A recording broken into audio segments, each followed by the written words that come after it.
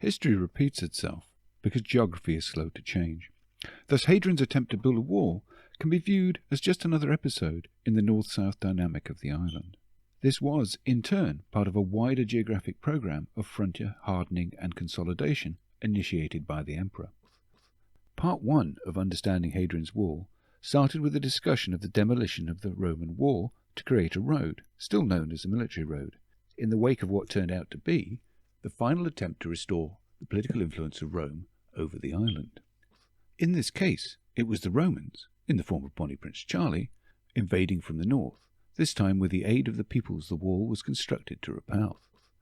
The geography of northern England is dominated by two north-south communication corridors, separated by the Pennine Hills, traditionally the A1 and the A6, although some of this is now joined to the motorway system of southern England. The issue today, as it was in Hadrian's time, is east-west communication, which runs across this trend in the landscape. The wall was a development of an existing frontier marked by a road known as the Staingate, which linked a series of forts. The actual route runs to the north of the road, taking advantage of the Windsill escarpment and other features of the landscape. This new frontier is longer than the Staingate and would have required additional forts, facilities and garrisons. It would also require some form of road to integrate the frontier, replacing the Staingate. In addition, this is a pet program of the emperor, and building roads is what emperors did. It is clear that the evidence for the Vallum being an unfinished road fits the evidence better than any other proposition. It's also entirely in keeping with this being an imperial project. However, the implications of this idea, particularly the notion of failure, is very significant. There are logical consequences for this line of argument, all of which impact significantly on our understanding of the engineering and design of this project. Firstly, it is evidence that there was an integrated and logical plan. Secondly, at some stage, there was sufficient surplus of unskilled manpower to dig a trench on this scale. And finally, those resources, along with others, were no longer available as the project progressed. Something had gone badly wrong. When trying to understand the objectives of such an engineering enterprise, it has to be assumed as a starting point for any analysis that Hadrian and his court, and in particular Governor Nepos, had a logical, viable plan for the project at the outset. The wall, as conceived by Hadrian, had a gate every mile and a series of forts.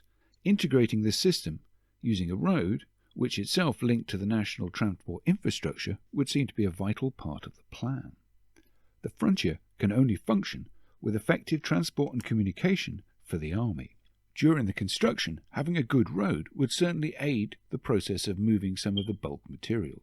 The workforce in garrison would require ongoing supplies of fuel and food.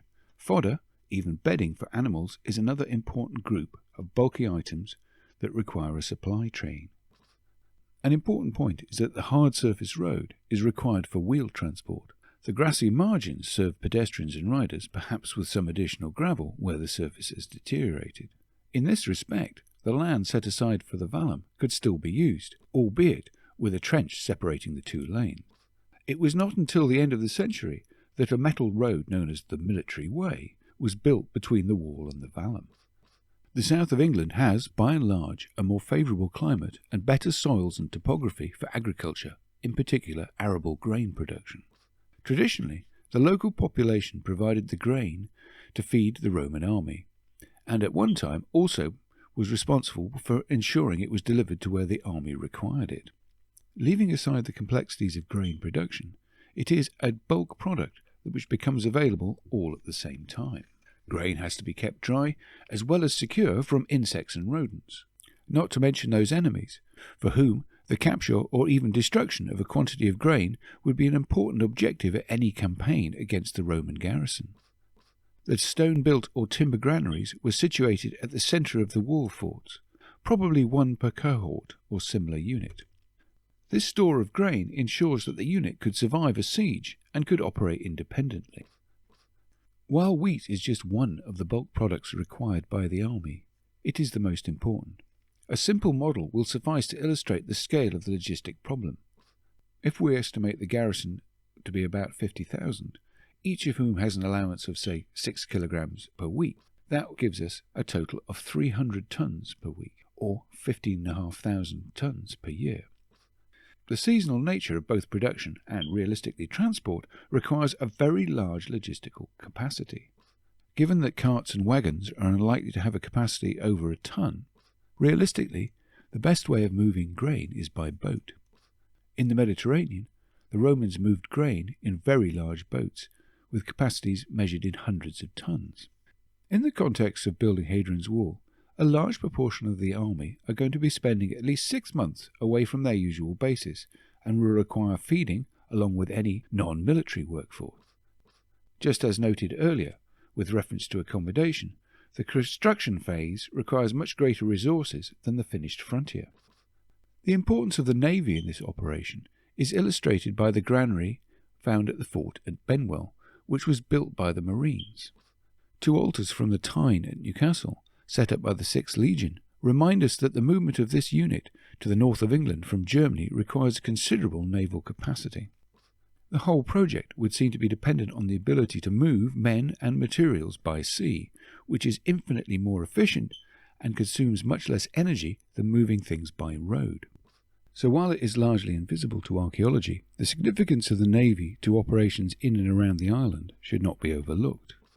Of all the logistics involved in the construction of the wall, it is the food and labour supply that is the most complex and problematic, since they are related and involve not just the cooperation of the native population, but also the more random factor of the weather. The construction process itself is relatively straightforward by Roman engineering standards, the principal complexity being the gateways, which require the construction of an arch. The mile castles, forts and bridges represent the more time-consuming aspects of the project, and were thus commenced first. The significance of building mile castles first also lies in the establishment of local sources of materials such as stone, lime and aggregate, along with the necessary infrastructure. It is possible to model the requirements of the more complex structures, but the bulk of the work is in the curtain wall, which can be modelled fairly simply. We can simply look at the volume of materials required as a measure of the effort involved in sourcing, processing and transporting them. Mortar is a mix of lime and aggregate in proportion, which, similarly, is used in a ratio with the stone. However, lime is produced by burning limestone and requires an equal weight of dry firewood, so this model also accounts for the significant input.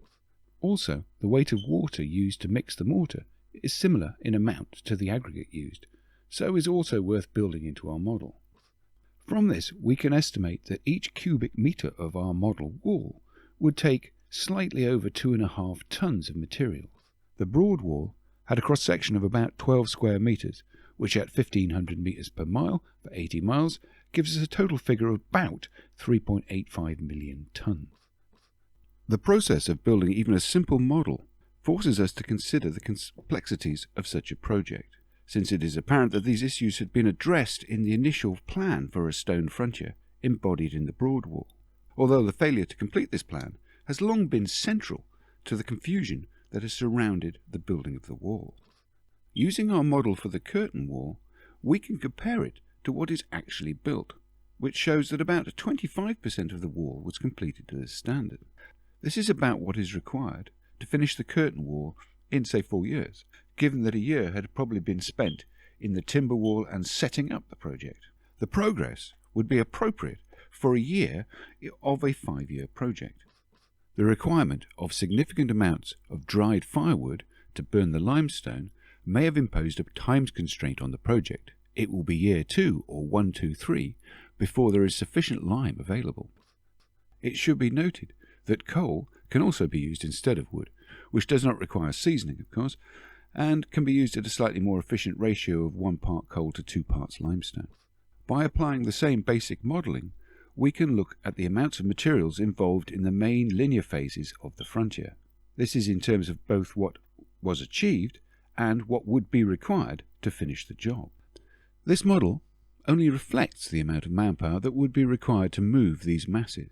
In the case of the ditch, the spoil is thrown a fairly short distance, whereas the vallum, it is moved at least 30 feet, with a great deal more care being taken with its disposal. This graph, however crude, does demonstrate a very important point about the project. Clearly, neither the broad wall nor the narrow wall was finished as planned, both falling significantly short of completion. The second significant difference in this model plan is the vallum. To complete this as a road would require almost as much material as the wall, adding significantly to the ambition and scale of the initial program.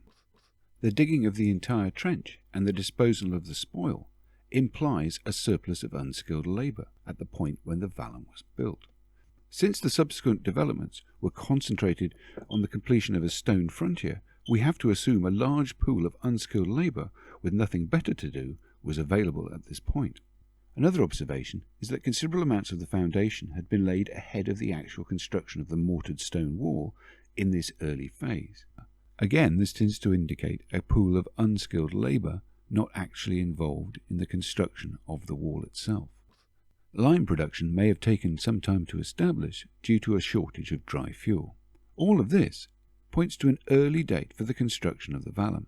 After the early stages of the broad wall, all subsequent activity is characterized by a lack of manpower. All of this stresses the point made earlier. The failure to finish the construction of this road amplifies the effect of this first dislocation, as David Breeze has christened it. Thus, in simple terms, and in regard of the linear structures, instead of only completing a quarter of the initial plan, they only completed about an eighth. Even if we throw in the finished narrow wall, we are still only looking at about 2/3 of the wall ever being completed. So that the idea that the vallum was an administrative boundary and is a late addition is quite incompatible with a manpower situation apparent elsewhere. The essential problem is now, who dug the vallum and why did they not come back to finish it? There is a tradition that the vallum was built by auxiliaries, but this is based on the finding of a shattered centurial stone in the vicinity of the vallum. This type of inscription comes from the wall and usually from later periods, and is quite irrelevant in this context. The fundamental observation about this initial phase and the true purpose of the vallum helps contextualize the later phases of construction. The importance of the timber phase is that the so-called turf wall section demonstrates the form of the wall with its arrangement of mile castles and turrets was already fixed in this initial phase. The vallum respects the layout of the early timber phase and the broad wall, arguing for an integrated single plan. All of this suggests that the initial plan under Nepos was to replicate the timber wall in stone using a broad gauge with forts 6 to 8 miles apart, although in the middle sector some of the existing forts would have been used. This is an important point. The model argues that there were no new forts planned in the central sector, where the wall runs along the windsill escarpment. This implies that the planner, or rather most likely Hadrian himself, felt it unlikely the wall would be attacked in this most naturally defensive position. As noted, these earlier phases seem to have significant labour resources, with the foundation running significantly far ahead. Since priority would be given to the more complex structures not allowed for in our model, the initial progress in the first couple of years, although appropriate to the scale of the task, is nonetheless impressive. Equally, what happens next is very shocking. In the first of what David Breeze has called dislocations, the construction project is temporarily abandoned, and when it restarts, the plan has changed considerably. While the vallum is respected and its integrity generally preserved, any attempt to build a road has been abandoned. Work now concentrates on building a scaled-down wall known as the narrow wall, 20% smaller than the original plan. At some point, it was decided to add 3 forts in the central sector. Another change to the plan is the extension of the wall to Wallsend, where another fort is added. However, both the addition of the forts and the eastward extension imply a second and major modification to the plan. While the first dislocation can be explained as a response to a significant reduction in manpower, this second event implies that the wall in the central sector had proved ineffective, and similarly it had been shown vulnerable to being outflanked to the east. After Hadrian's death in 138, his successor Antonius Pius abandons the project and decides to build a new and shorter wall further north in Scotland. It was not until the end of the century that the stone frontier of popular imagination, and perhaps as originally envisaged in some respects, was finally completed. Having separated the original plan from the subsequent modifications, it is possible to model the original concept for the frontier. Most significant are the mile castles. They are regularly spaced regardless of the landscape, and this is not the work of a local commander in the field, but a top-down decision which it is reasonable to assume was an idea conceived of by the emperor. These gateways every mile represent a ready-made break or breach in the stone frontier blocked by a wooden door. To the Romans it is important to be able to move building materials and other items through the wall, and militarily they represent the same counter-attacking doctrine embodied by having forts with 4 entrances. These mini-forts are unlikely to accommodate more than 40 soldiers in normal use. There is no evidence for an officer or hierarchy which suggests they are less than a full century. There is an oven, but no granary. This group of men are responsible for the mile castle with its 2 gates, a mile of wall with 2 turrets. The initial forts are about 7 miles apart, and allowing a cohort per fort, that's 600 men, to look after nominally 6 mile castles, that gives you roughly 100 men per mile. Assuming there are 100 men in each century, of which 80 are frontline and 20 are in support roles, then half the troops are in the mile castles and half back at the fort. Cavalry, although important, are not really relevant in the manning levels of fixed fortifications. While all this works quite neatly, if we assume we have a garrison of about 40 men per mile castle, which we split into 3 watches of 12 man and a corporal, this gives us patrols of 3 men guarding each gate and 3 in each of our turrets.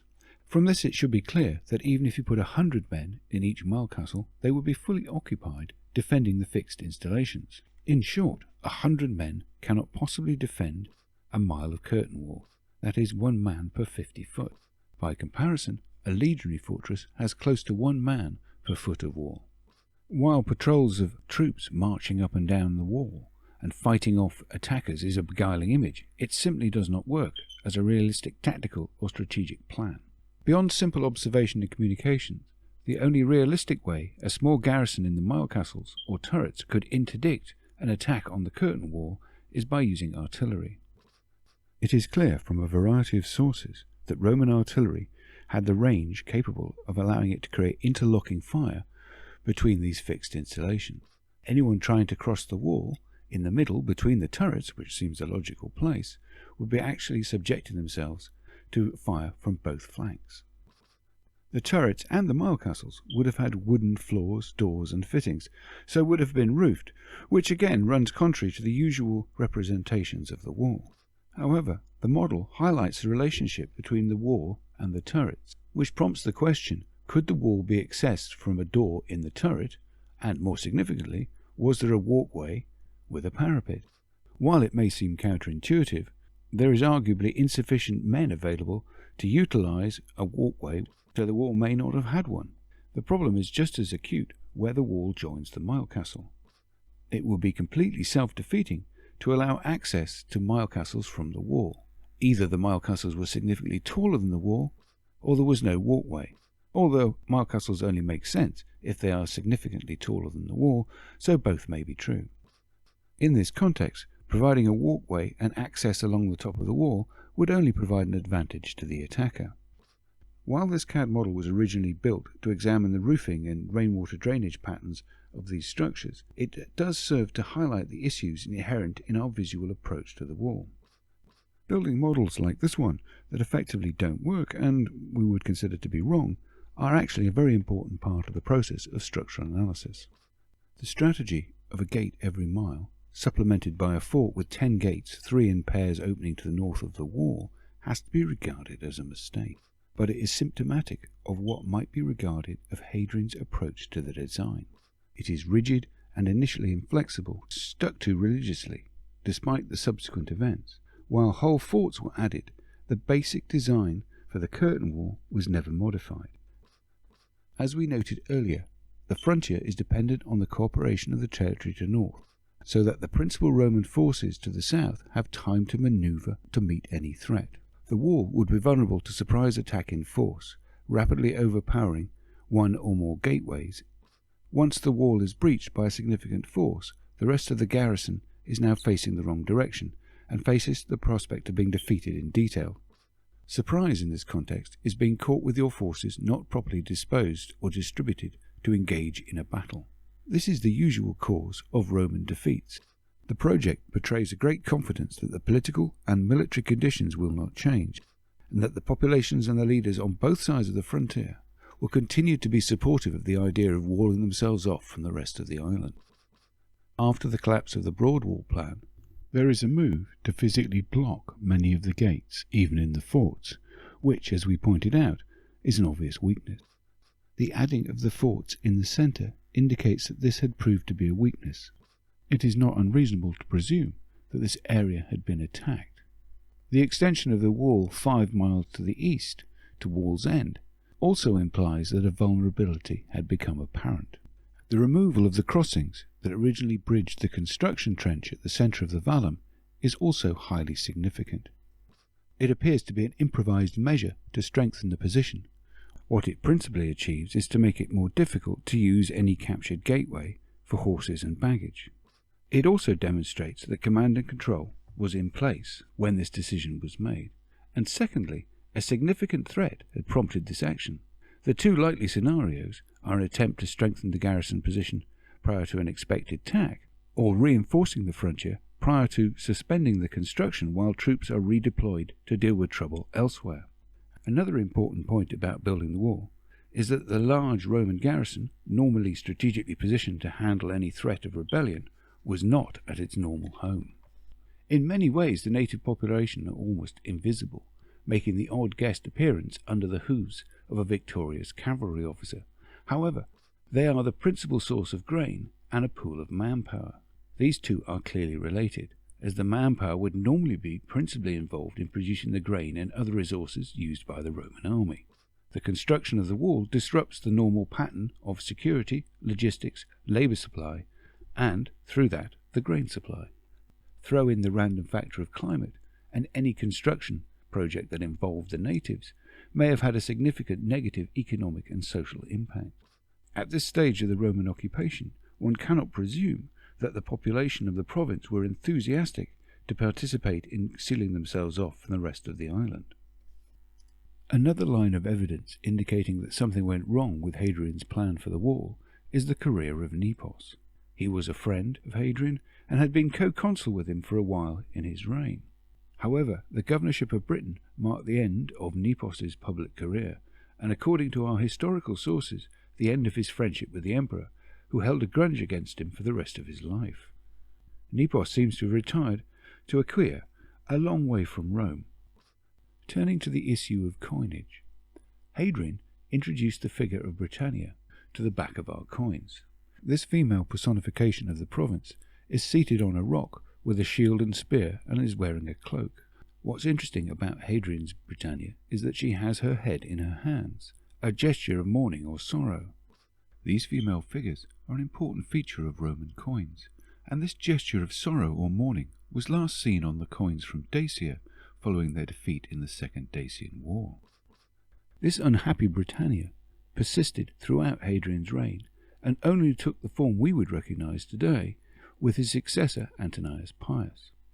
Coins have traditionally been important sources of information for historians, as they were used to convey political messages, although their dating is not straightforward.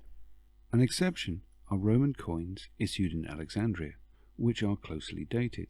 Of interest are 3 issues from the first half of Hadrian's reign, marking victory, in 119, 124 and 125.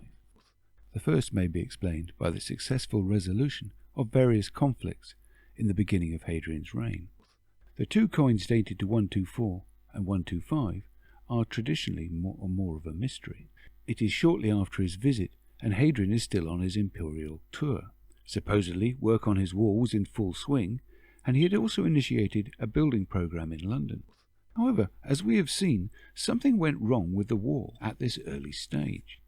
There are a couple of hoards from the area of the wall, at Bird Oswald and in particular at Thorngrafton, where a large hoard of coins was hidden and never recovered, in a quarry being used for the construction of the wall by the army. Hoards are associated with times of immediate danger, and the fact that they are not recovered may indicate that the Roman who felt the need to stash his cash, had met an adverse fate. Another interesting coin commemorates an expedition to Britain. It was issued after 128, so either it is commemorating Hadrian's visit or some later military expedition. The latter explanation is also supported by two different career inscriptions of soldiers who served on some form of expedition to the island. It is unlikely that these relate to Hadrian's visit, and it is not even clear that they both refer to a single event. All this is tantalizing, if tenuous evidence of problems in Britain. However, they seem entirely consistent with the problems being experienced during the construction of the wall. Tying archaeological events to a historical narrative becomes problematic when we have a very patchy and incomplete record. There is a perfectly natural tendency for the evidence to gravitate towards known historical events. Thus it was some time before archaeologists recognised that London had not only been burnt down in the Boudiccan rebellion, but there was a second fire that could be distinguished, and that this was dated to the Hadrianic period. Recent developments such as Crossrail have provided fresh insights into the archaeology beneath the city. According to archaeologist Dominic Perring, the fire of London was quite extensive and may have affected the waterfront. His hypothesis is that following the fire, a new jetty was built downstream, connected by road to a new fort built to the northeast of the city at Cripplegate. The most interesting aspect of the archaeology of this period is the skulls. Many excavations, particularly around the valley of the Walbrook, a small tributary of the Thames now buried under the city, turn up unusual numbers of loose skulls. This distinctive but limited sample of archaeology scales up to several thousand heads left lying around in the river valley immediately north of London. Following Dominic Perry's theory, the fire and the skulls are related to the subsequent militarisation of London, which may in turn relate to one of the military expeditions mentioned in the career inscriptions. Another important clue comes from the bronze head of Hadrian found in the Thames. This can reasonably be assumed to have been set up to commemorate the imperial visit, probably in the new forum. This head has been seriously battered, deliberately damaged and thrown in the river. Importantly, the Romano Cockneys preferred to destroy it rather than melting it down. To summarise, the initial plan, laid out as a timber rampart with a ditch, was to be replaced with a broad wall, but having completed perhaps 2 years' work, the project was suspended, as it may already be short of labour, due to a lack of cooperation among one or more native groups. This may have developed into a more general revolt. If London had been the embarkation point for labour and other resources, it may have been targeted specifically. Always assuming this was the primary cause, any rebellion by the natives may of course have been opportunistic, with their legionary garrisons being away building a wall up north. As far as I understand it, the skulls in the Walbrook are the remains of young men who have been decapitated, offering two possibilities, either the natives or the Romans. Take your pick. The use of beheading and even the watery context makes me favour the idea that these are soldiers. The Romans generally preferred crucifixion and tended to be neater with the bodies following a mass execution, especially one so close to home. The scale of the disruption to the early plan for the wall is consummate with a significant military confrontation between the army and the population. One of the most important studies of the wall is by the master mason Peter Hill, whose insight into the stonework was very important. The big takeaway from his study is the lack of quality following the initial broad wall phase. When work resumes on the narrow wall, the standard is greatly reduced at a fundamental level, far more than can be accounted for by simple haste. This indicates that the evident drop in manpower was also notable for the loss of skilled men. Putting this together as a timeline, we can ascribe all this action to the governorship of the unfortunate Nepos, with 2 years of building, 2 years of fighting, with a year of mopping up confusion or as a margin of error. This takes us up to 127, when we know we have a new governor, Germanus. It must be assumed that he was responsible for the narrow wall, which in turn makes little progress, and which, to judge by subsequent changes, was attacked from the north. The additional of extra forts in the central sector, and perhaps the extension of the wall to the east, are a somewhat anachronistic smoking gun for attacks in this area. or to further mix my metaphors, represent a bolting of the architectural stable door. This also allows for a second military expedition, bringing reinforcements to the island. It also may be associated with the arrival of the governor Severus, who we know was later called away to fight elsewhere in 133, to be replaced by the fifth Hadrianic governor and the fourth project manager for Hadrian's Wall. Much of the evidence for trouble in Britain during Hadrian's reign has long been known, and traditionally it was thought that this was mostly under the governorship of Falco, who had pacified the province early in Hadrian's tenure. The chaos surrounding the wall's construction has been reflected in the scholarship, which until David Breeze's ideas about dislocation has been so loose that it has been possible to characterize the wall as symbolic or a device to regulate trade and as something to keep the troops busy. There was little room in the classical mindset for a major military disaster. The final piece of damning evidence is that Hadrian's successor, Antoninus Pius, considered it prudent to abandon the project and reoccupy the territory north of the wall. He then built a new wall 39 miles long across Scotland. From this we might also infer that the wall had been attacked from the north and that the Romans' allies had failed to act as an effective buffer. One final point of interest is the departure of Severus, who was called away to deal with the Bar Kokhba rebellion in 133 because he was Hadrian's top general, which is very much in keeping with the situation just described in Britain. In an eerie parallel to what had happened in Britain a decade earlier, Hadrian visited Jerusalem and decided to redevelop the city destroyed in the First Jewish War. The Roman historians noted the resulting conflagration, and the punitive devastation wrought by the army is quantified, with over 500,000 killed. We do not know the precise figures for the Roman casualties, but it can be inferred that they were significant. The reason for this digression into what Severus did on his holiday is that it helps us contextualize one of the best-known references to Britain during the time of Hadrian. It comes from a letter to the Emperor Marcus Aurelius from his tutor Frontius, comparing the troubles in Britain to those in Israel, which, as we have just noted, were significant. This is entirely in keeping with the massive scaling back of Hadrian's plans for a war, the loss of manpower, and skill shortages.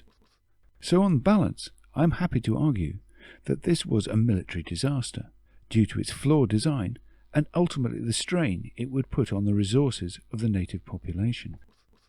By examining just 3 aspects of the archaeological evidence, we have achieved a new understanding of what Hadrian had planned and ultimately what went wrong and thwarted his efforts.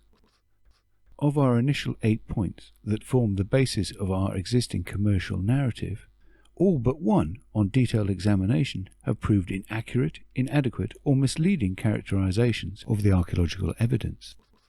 It is also clear that many of our ideas expressed in our visual culture, while unsupported by the evidence, are nevertheless often central to our understanding of the war. More broadly, given the brutal realities of warfare and poverty in most periods, those of the Roman world were easily overlooked in favour of their role as the civilization. Successful, stable, something of a golden age, perhaps even a role model for aspiring imperialists. Their walk-on part in the Bible has ensured a role in our childhood and our first steps into the past. And it is not just popular culture that is conditioned by words and pictures. It is clear that aspects of the literary tradition, while lacking any real evidential base, are so strong that contrary evidence is simply ignored. This has created self-referential myths and a faith-based narrative. The long-standing myth, for that's what it is, that part of the wall was built from turf, has far-reaching implications. Firstly, archaeologists projecting these ideas onto the evidence are forced to conclude that any fort not made of stone must be made of turf. As a result, many Roman forts have a primary turf phase. Secondly, ideas about walls being made from turf, developed by medieval and Elizabethan historians, were so influential as to affect the translation of Latin texts. Knowing there was an earlier turf wall, the passage in Antoninus Pius's biography describing the building of the Antonine Wall was translated as he built another or a second turf wall. All subsequent archaeological investigation has proceeded on this basis, although, again, I'm not aware of any scientific evidence that this UNESCO World Heritage Site was ever constructed from turf. As noted in the introduction, a lack of deductive and analytical methodology ensures that the interpretation is guided by the existing narrative. Thus, confirmation and observer bias is an integral part of the methodology employed by many excavators. It was also suggested that being taught archaeology out of a book by an academic who learnt it out of a book inevitably leads to excavators who will be guided by the book and seek only to find what confirms the existing narrative. Part of the problem is that qualification for teaching archaeology is based on the ability to reproduce these existing narratives to the satisfaction of their proponents. An archaeologist with the skill set to understand archaeological evidence and to deconstruct textual narratives won't survive in a system where the preservation of such medieval and Victorian concepts as the turf wall and vallum attest to the studiousness with which texts are replicated. While archaeologists find bucket loads of soil, this is a field where a background in Latin is considered more important than knowledge of soil science, despite the former seldom being found in a hole in the ground. There is another problem. It's a bit like inventing a great new fizzy drink. Don't bother taking it to Coca-Cola, because they already have one, so we'll just kill it. Archaeology is just another money spinner for universities. The fact that you can demolish a narrative sold to students in an hour or so is not going to make you any friends. Besides, having a narrative that is full of non sequiturs and circularity is good for business. It ensures it will remain a mystery, regardless of how much beer and public money is pumped into it. While many aspects of the academic appreciation of Hadrian's Wall are shockingly poor, they are on a whole different level to what's going on in British prehistory. Hadrian's Wall is saved by being something of an international effort, and this attracts more funding than other aspects of archaeology. However, the principal redeeming feature is that Romans are also found abroad, which probably saved the narrative from going completely rogue, although by and large they don't find turf walls, vallums, kippy pits and giant lilia anywhere else. The initial objective was to understand Hadrian's Wall by solving a mystery represented by a series of archaeological phases of uncertain purpose, which when approached from the perspective of classical scholarship had produced a narrative divorced from many aspects of the archaeological evidence.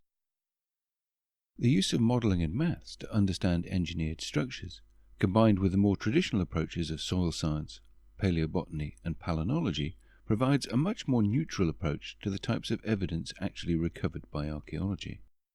So we have not only solved the mystery of Hadrian's Wall, we have also gained an insight into why one of the largest archaeological structures in the world is still a mystery.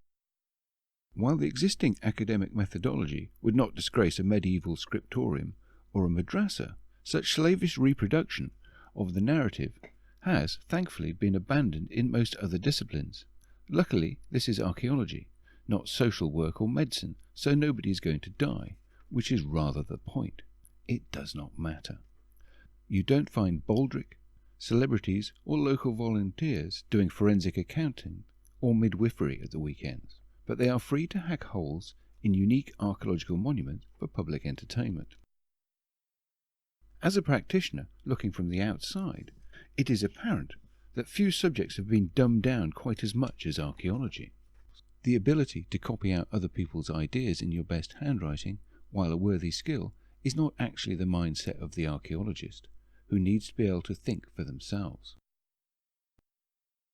It's now over a decade since my work on the timber frontier first became known. It featured on the BBC, local media and even the History Channel. Initially, the professor at Newcastle, quite bright by local standards, was supportive, alive to the implications of a timber phase of the frontier. Sadly, for myself, and in some respects for the study of this internationally important archaeological monument, any support had to be withdrawn when it became apparent that one of my tutors, with the backing of the postgraduate dean, neither of whom had done me the courtesy of reading any of my work, branded it worthless. So, on a deeper level, This is also about how universities primarily exist to look after the interests of academics. There is no wider sense of responsibility. Hadrian's Wall may be an internationally funded archaeological monument, but petty parochial politics of the local Russell Brand University will always have priority. Caveat emptor. So in conclusion, and to return to Hadrian's Wall, it is possible to argue on the basis of the archaeology and the history that this was a hidden disaster, obscured by Roman historians and our own Romano-centred view of the world. What is interesting to the archaeologist is the way in which this deduction is entirely in keeping with historians' judgment of Hadrian himself. The critical analysis of the unfortunate Polydorus comes to mind. For whoever designed the wall was overconfident and lacked an eye for detail. There is a similar lack of empathy or awareness of the native population when it came to considering the consequences of his decision. I think it is this arrogance, while entirely appropriate, or at least understandable, in an emperor, that led to a military disaster in Britain centred around his unsuccessful attempts to build a wall. Thank you very much for watching Understanding Hadrian's Wall.